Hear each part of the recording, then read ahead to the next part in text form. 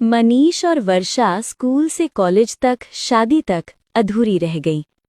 ये लाइन वाकई काफी गहरी और थोड़ी मेलनकॉलिक लगती है। लगता है ये कहानी का सार है, जहाँ एक प्रेम कहानी अधूरी रह गई। स्कूल की मासूमियत से लेकर कॉलेज के सपनों तक और शायद शादी के बंधन तक भी कुछ न कुछ रुकावट या सर्कमस्टांसेस की वजह से पूरी नहीं हो पाई। अगर आप चाहो तो मैं इसको एक छोटी कहानी या फिर पूरे स्टोरी आँख में तोड़कर बता सकता हूँ। स्कूल के दिन, कॉलेज के स्ट्रगल्स और फिर अडल्टहुड या शादी के डायलेमास तक। इससे पता चलेगा कि क्यों ये अधूरी रही।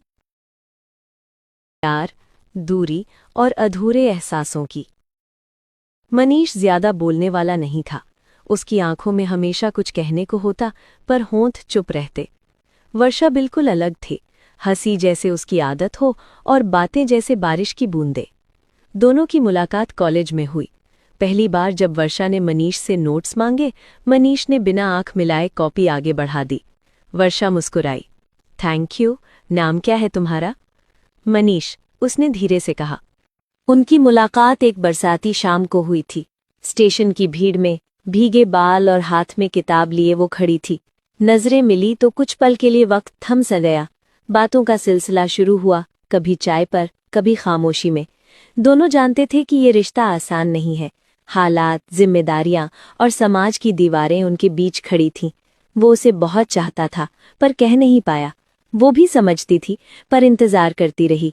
फिर एक दिन वो शहर छोड़कर चला गया, बिना अलविदा कहे। सिर्फ एक खत छोड़ गया, अगर मुकद्दर ने चाहा तो फिर मिलेंगे।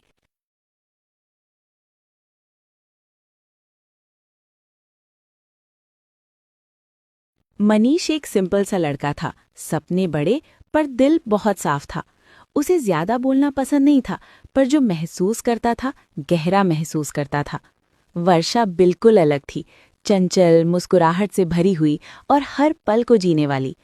उनकी पहली मुलाकात एक नॉर्मल सी जगह पर हुई, कॉलेज की लाइब्रेरी में। वर्षा अपनी किताब ढूंढ रही थी और मनीष चुपचाप एक कोने में बैठा लिख रहा था। अचानक वर्षा से एक किताब गिर गई। मनीष ने बिना कुछ कहे किताब उठाकर उसकी तरफ बढ़ा दी।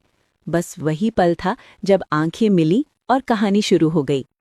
धीरे धीरे बातें होने लगी, कभी चाय पर, कभी कैंटीन के बेंच पर। मनीष वर्षा की हर बात ध्यान से सुनता और वर्षा को मनीष का शांत स्वभाव बहुत अच्छा लगता। उन दोनों को खुद भी पता नहीं चला कि दोस्ती कब प्यार में बदल गई। पर हर लव स्टोरी आसान नहीं होती। जिंदगी के फैसले, घर की जिम्मेदारियां और कुछ गलतफहमियां उनके बीच आ गईं। मनीष चुप रह गया। वर्षा भी अपनी फीलिंग्स पूरी तरह कह नहीं पाई। वक्त ने उन्हें अलग रास्तों पर खड़ा कर दिया। तेरे जाने के बाद जो मैं रह जाऊंगा, वो मुझसे कभी संभाला नहीं जाता। ये बात मुझे तू जाने से पहले ही समझ आ गई थी। जब तू गई तो घर वैसा ही था, कमरे वैसे ही थे, दीवारों पर टंगी तस्वीरें भी वैसी ही थी। बस फर्क इतना था कि हर चीज में तू नहीं थी। सुबह आंख खुलती और सबसे पहले यही डर लगता कि आज फिर पूरा दिन तुझे याद करते हुए काटना पड़ेगा। मैं टूट रहा था, धीरे धीरे, रोज। लोग कहते थे वक्त के साथ सब ठीक हो जाता है, पर उन्हें क्या पता, कुछ जख्म वक्त से नहीं, बस खामोशी से ढक जाते हैं। एक दिन मैंने फैसला कर लिया, अगर ये दिल ऐसे ही धड़कता रहा तो मुझे जिंदा नहीं रहने देगा। इसलिए मैंने इसे बचाने। मेरी जिंदगी में भी एक लड़की थी जिसे मैं अपनी सांसों से ज्यादा प्यार करता था। 30/12/2023 से 4/3/2025 तक। सिर्फ बातचीत नहीं थी, वो रिश्ता था जिसमें हम दोनों एक दूसरे में पूरी तरह जिंदा थे। वो मुझसे सिर्फ प्यार नहीं करती थी, शायद अपने आप से भी ज्यादा करती थी। हर बात, हर ख्वाब, हर दुआ में सिर्फ हम हुआ करते थे। फिर एक दिन उसकी शादी हो गई और उसके बाद न कोई वजह, न कोई जवाब, बस खामोशी। शायद घर की मजबूरी होगी, शायद माँ बाप की इज्जत का सवाल, पर सच ये है कि प्यार होने के बाद भी उसे मुझसे अलग होना पड़ा। लोग कहते हैं ना, मोहब्बत का महल दोबारा कहाँ बनता है।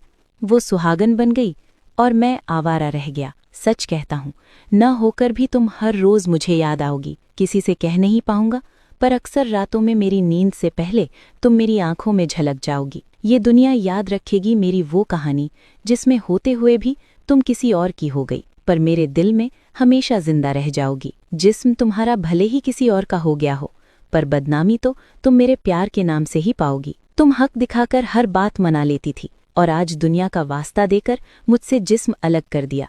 पर एक सवाल है, तुम्हारी रूह पर जो मेरी खुशबू बिखरी है उसे कैसे मिटा पाओगी? सगाई बच चुकी थी, वो लड़की पराई हो चुकी थी, घर में सपने सज चुके थे, निमंत्रण पत्र छप चुके थे, शादी भी हो चुकी थी।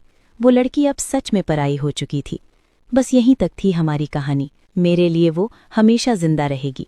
जो हर बात मेरी मान लेती थी, आज अपने माँ बाप के लिए हर कसम निभा गई। मेरे साथ खाई हुई सारी कस्में तोड़कर भी उसने अपने माँ बाप की इज्जत रख ली। मेरा इश्क कितना मासूम था।